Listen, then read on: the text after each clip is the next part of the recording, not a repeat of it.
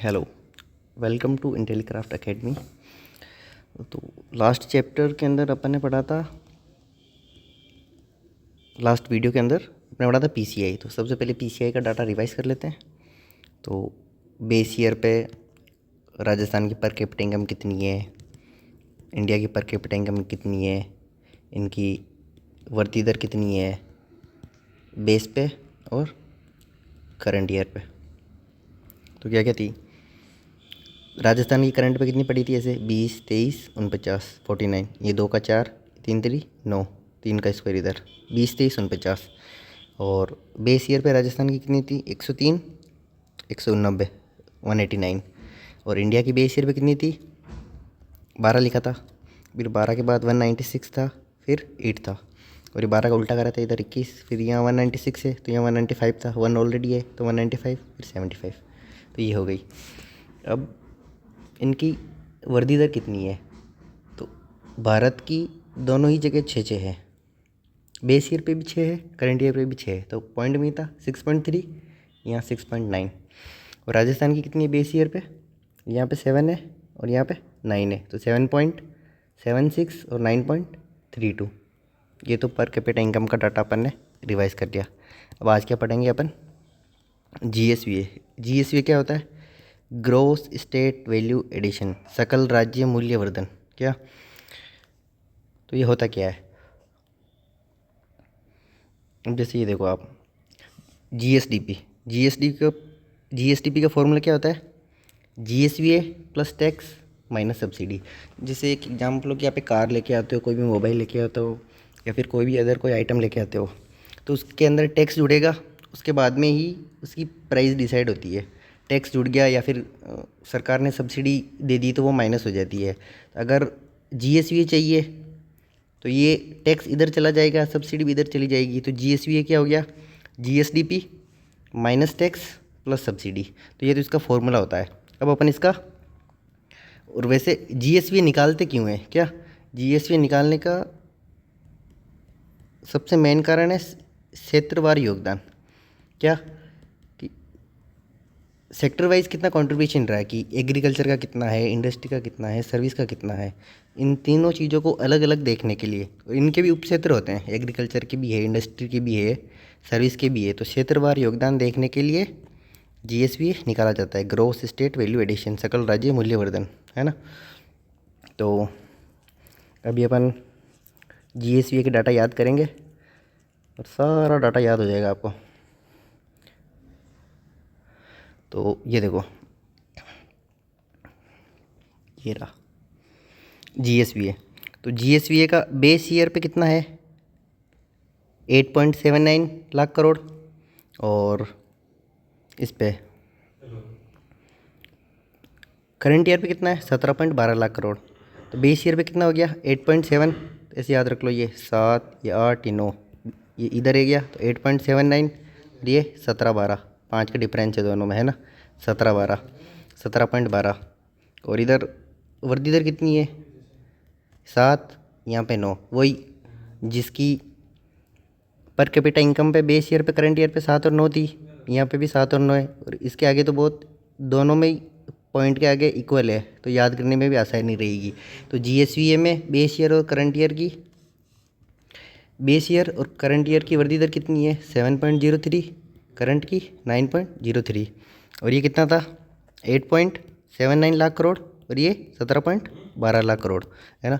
अब जो इसको वापस याद करते हैं कि क्या पढ़ा, जीएसवीए, जीएसवीए बेस ईयर पे कितना है, करंट ईयर पे कितना है, और इनकी वृद्धि दर कितनी है। तो ये 8.79 लाख करोड़, 17.12 लाख करोड़, और इसकी बेस पे करंट पे कितनी है, 7.03, 9.03%, है ना। ये तो ये हो गया। अब इसके अंदर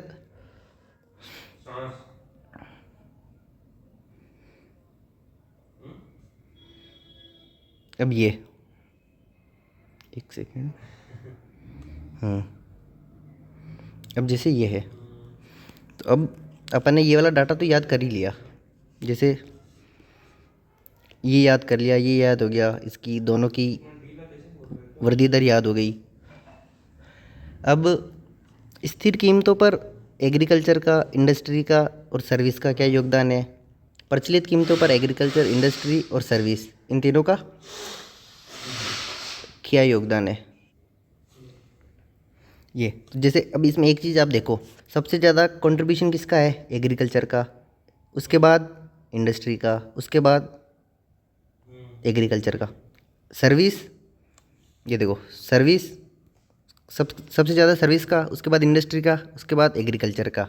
प्रचलित कीमतों पे भी सबसे ज़्यादा सर्विस का, उसके बाद इंडस्ट्री का, उसके बाद एग्रीकल्चर का। वृद्धि दर देखो, वृद्धि दर में सबसे ज़्यादा किसकी है? सर्विस की, उसके बाद इंडस्ट्री की, उसके बाद एग्रीकल्चर की भी। प्रचलित कीमतों पे भी सर्विस की, उसके बाद इंडस्ट्री, उसके बाद एग्रीकल्चर। तो सब में क्या याद रखना है? सिया। तो बोलो सिया राम की जय, है ना। सिया राम से याद रखना, सिया से याद रह जाएगा। सबसे ज़्यादा सर्विस की है, उसके बाद इंडस्ट्री, उसके बाद एग्रीकल्चर। ये कंट्रीब्यूशन में ले लो बेस ईयर या करंट ईयर पे, या फिर वृद्धि दर में ले लो बेस ईयर या करंट ईयर में। सब में क्या है? Service, industry, agriculture. सबसे ज़्यादा सर्विस, उसके बाद इंडस्ट्री, उसके बाद एग्रीकल्चर। लेकिन जब देश आज़ाद हुआ था तब ये उल्टा था, AIS था। सबसे ज़्यादा एग्रीकल्चर का कंट्रीब्यूशन था, उसके बाद इंडस्ट्री का था और सबसे कम सर्विस का था। तो अपन सीधा एग्रीकल्चर से सर्विस पे कूद गए, इंडस्ट्री में इतना डेवलपमेंट किया ही नहीं, है ना। तो ये तो 1947 के टाइम पे था। और अभी तो अब ये सारा डाटा अपन याद करेंगे, है ना। तो एक बार इसको मिटा देते हैं, है ना, ताकि याद करने में और आसानी हो और आपको देखने में भी आसानी हो, है ना। तो सबसे पहले अपन ये इसमें इस वाली टेबल में है ना, एग्रीकल्चर, इंडस्ट्री और सर्विस में सबसे इंपॉर्टेंट ये है कंट्रीब्यूशन की, कितना कंट्रीब्यूशन रहा है एग्रीकल्चर का, इंडस्ट्री का, सर्विस का। और यहाँ पे भी ये है। वृद्धि दर इतनी इंपॉर्टेंट नहीं है, आप इसका सीक्वेंस याद रख लेना कि सबसे ज़्यादा सर्विस का, उसके बाद इंडस्ट्री का, उसके बाद एग्रीकल्चर का, तो इससे काम हो जाएगा। लेकिन ये वाला बहुत इंपॉर्टेंट है, इसमें तो पॉइंट का भी इंपॉर्टेंट है ना। इनका टोटल 100% होता है। तो सबसे पहले याद करेंगे सर्विस का। इधर देखो, ये 46.46 है यहाँ पे, तो यहाँ पे 46 है, तो यहाँ पे 47 है, यहाँ पे कितने? ऐसे याद रखना। सबसे पहले स्थिर का और इधर प्रचलित का, राइट हैंड साइड में प्रचलित कीमतों पे, लेफ्ट साइड में स्थिर कीमतों पे। तो सर्विस का कितना है? 46.46 और इधर 47.47।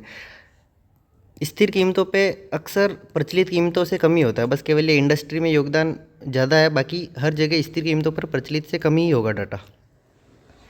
तो एग्रीकल्चर का कितना है? 25 और यहाँ पे भी 25, तो ये 25.33 है, ये 25.74 है। 25.33, 25.74। तो सेवा का कितना है? 46.46 और यहाँ पे 47.71। यहाँ पे देखो ये 0.71 है, यहाँ 0.74 है। तो 25 से ये आ जाओ यहाँ 26.55 और यहाँ 28.21। तो एक बार और वापस देखते हैं। 46.46, यहाँ पे 46, यहाँ पे 47, यहाँ 25, एग्रीकल्चर में 25 है, और इंडस्ट्री में यहाँ 28 है, यहाँ 26 है, और सर्विस में यहाँ 46 है, यहाँ 47 है। तो ये कितना है? 46.46, 47.71,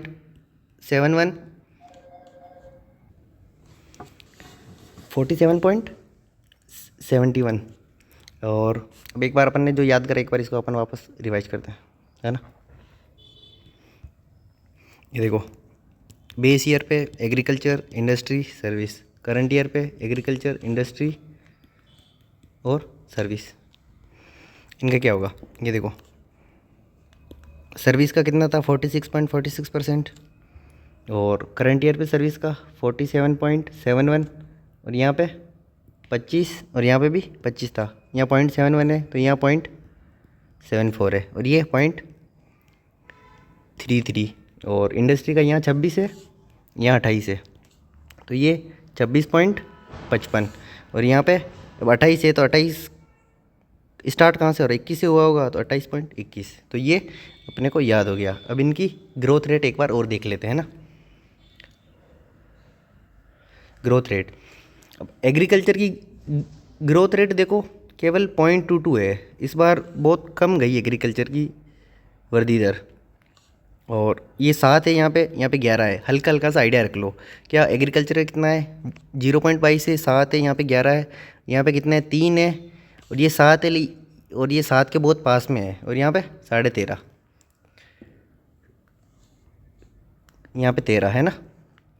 तो कितनी है ये देखो एक बार, ये कितनी थी, यहाँ पे 0 थी, यहाँ पे 7 थी, यहाँ पे 11 थी, और यहाँ पे 3 थी, यहाँ पे 6.99, और यहाँ पे 3.52, ऐसा ही कुछ है ना। तो ये इतनी इंपॉर्टेंट है नहीं, लेकिन फिर भी एक बार हल्की सी आपके दिमाग में रहेगी तो अगर क्वेश्चन आ जाए तो भी आसानी रहेगी। तो ये अपन ने याद कर लिया। अब इसके साथ और क्या पढ़ेंगे, यस हाँ, अब जो प्रचलित कीमतों पर जीएसवीए है, प्रचलित कीमतों पर जीएसवीए जो कि 17.12 लाख करोड़ है, इसके अंदर जो एग्रीकल्चर, इंडस्ट्री और सर्विस इसके क्षेत्र हैं, इन क्षेत्रों के भी उप क्षेत्र है। जब से एग्रीकल्चर है, एग्रीकल्चर का क्या है, पशुधन, फसलें, वानिकी और मत्स्य भी होता है।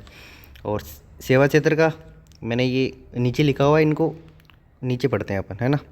यहाँ से आप ये देख लो, ये जीएसवी का उप क्षेत्र केवल प्रचलित कीमतों पे दे रखा है।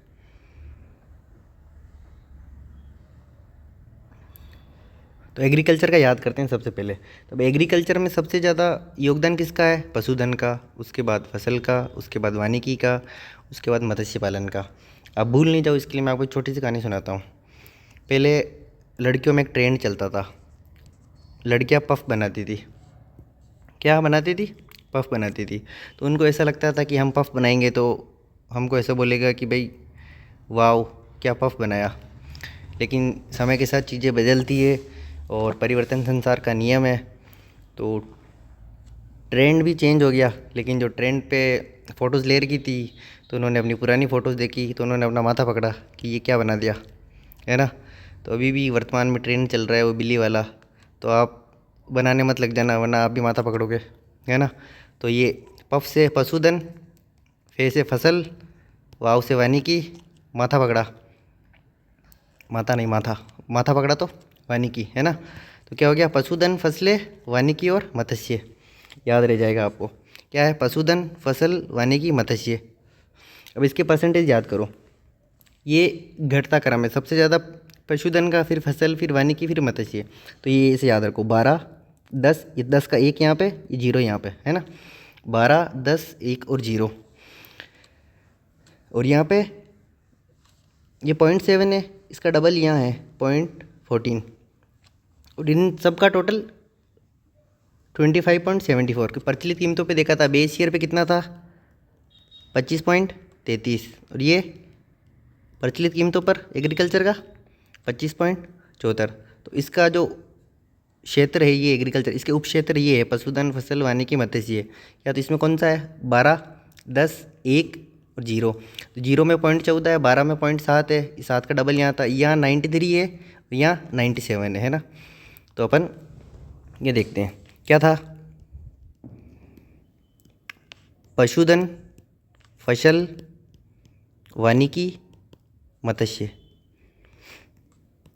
पशुधन कितना था, 12, ये फसल था 10, इस 10 का 1 यहाँ पे, ये 0 यहाँ पे, ये 0.14, 0.7, और ये 1.93, और ये 1.97, है ना। तो ये वाला डाटा भी अपने को याद हो गया। अब अपन चलते हैं इंडस्ट्री पे, है ना, इंडस्ट्री पे। तो इंडस्ट्री के अंदर अब ये 4 चीज़ें क्या है, विनिर्माण, निर्माण, खनन, विद्युत। विद्युत में हिंदी पारिभाषिक शब्दावली के अनुसार हलंत आता है नीचे, है ना। तो सॉरी, पारिभाषिक या शब्द शुद्धि के अनुसार विद्युत में हलंत आता है नीचे, है ना, ये भी ध्यान रखना आप। अब सबसे ज़्यादा किसका है, विनिर्माण का, उसके बाद निर्माण का, उसके बाद खनन का, उसके बाद विद्युत का। अब विनिर्माण और निर्माण में कंफ्यूज मत होना कि भी पहले कौन सा आएगा, विनिर्माण बड़ा है तो विनिर्माण का ज़्यादा है, निर्माण छोटा है तो उसका कम है। फिर खनन व उत्खनन और इलेक्ट्रिसिटी, कौन सा, विनिर्माण, निर्माण, खनन व उत्खनन और विद्युत। विनिर्माण का कितना है, 10.76, निर्माण का 9.30, और यहाँ पे 3.30, और ये इससे कम है तो ये 3.20 है, 0.10 ही कम है, और ये 6 कम है इससे, यहाँ पे 6 का डिफरेंस है, और यहाँ पे केवल 0.10 का डिफरेंस है ना। और विनिर्माण का कितना है, 10.76। तो अपन ये याद करते हैं। विनिर्माण का कितना है 10 पॉइंट, विनिर्माण का 10.76 और निर्माण का कितना है 9.30 और खनन का कितना है 3.30 और विद्युत का कितना है 3.20 है ना। ये भी याद हो गया। अब सर्विस का भी देखेंगे, पहले ये एग्रीकल्चर और इसका दोनों का डाटा रिवाइज करते हैं। तो एग्रीकल्चर के उप क्षेत्र पशुधन, फसल, वानिकी और मत्स्य कितना है 12.7 और फसल का 0.14, ये 12.10 था, एक यहाँ आ गया, 0 यहाँ आ गया, 0.93, 0.97, ये तो हो गया एग्रीकल्चर का। सर्विस के उपक्षेत्र क्या है विनिर्माण और निर्माण, खनन और विद्युत।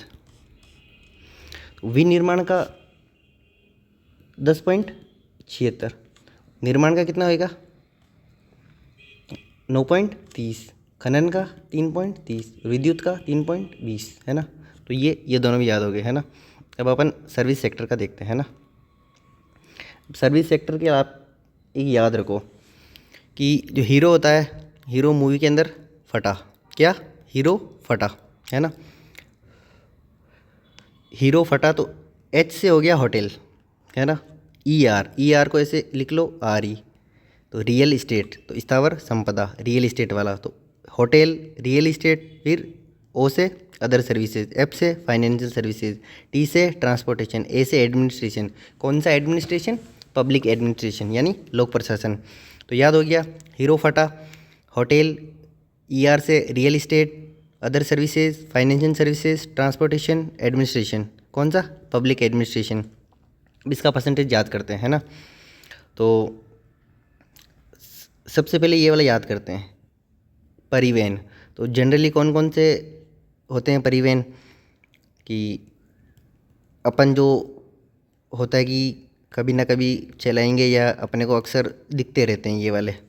एक तो साइकिल होती है, एक मोटरसाइकिल होती है, एक कार होती है, बस होती है या ट्रक होती है। तो ये परिवहन के 5 साधन अक्सर अपन देखते हैं। तो परिवहन में कितना है 5.04 और वित्तीय सेवाएं कितनी है कि अगर 5-7 करोड़ रुपए मिल जाए तो सभी सोचते हैं कि 5-7 करोड़ मिल जाए तो हम तो पढ़ाई नहीं करें, पढ़ाई छोड़ दे। तो वित्तीय सेवाएं कितना है 5.07। तो परिवहन कितना हो गया 5.04, क्योंकि 5 प्रकार के वाहन देखे तो 5.04 और वित्तीय सेवाएं 5.07, 5-7 करोड़ तो 5.07 है ना। अब ये लोक प्रशासन, अगर आप लोक प्रशासनिक अधिकारी बनोगे तो 3-4 आदमी एनी टाइम आपके आगे पीछे रहेंगे। कितने रहेंगे 3-4, 3.34 है ना। तो अभी कौन कौन से याद कर लिए परिवहन 5.04, वित्तीय सेवाएं यानी फाइनेंशियल कितने परसेंट 5.07, कितने आदमी आगे पीछे रहेंगे 3-4, 3.34 है ना। तो ये 3 वाला डाटा अपन याद कर लिया। अब याद करते हैं एक होटल्स का और रियल एस्टेट का, अदर सर्विसेज